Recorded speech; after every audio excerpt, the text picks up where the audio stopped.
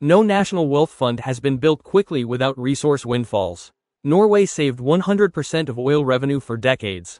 For the US, the realistic target is 1 to 2% of GNP annually until the fund reaches approximately 30% of GDP, roughly $8 to $10 trillion in today's dollars.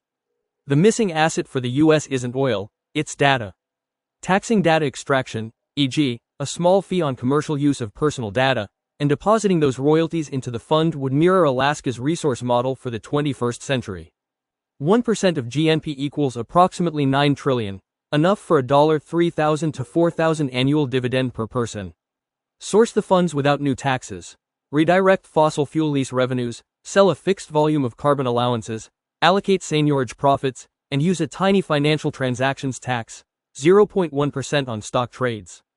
The real political safeguard. The strongest protection is universal ownership. If every American receives a check, they become the fund's political guardians. That's why Alaska's dividend survives cuts while welfare programs don't. Scale it to 330 million people, and you've created a constituency that will defend the fund across party lines. The missing asset for the US isn't oil, it's data. Taxing data extraction, e.g., a small fee on commercial use of personal data, and depositing those royalties into the fund would mirror Alaska's resource model for the 21st century. Bottom line, if you want a durable, culturally accepted system, the wealth fund model wins, but only if you can identify the underlying asset, natural resources, carbon rights, land, data.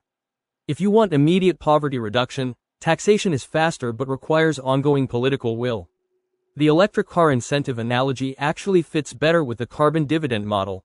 Tax the bad emissions, return the revenue universally. Propose a safeguard for Americans' protection of money invested and a % OGNP to invest for Americans.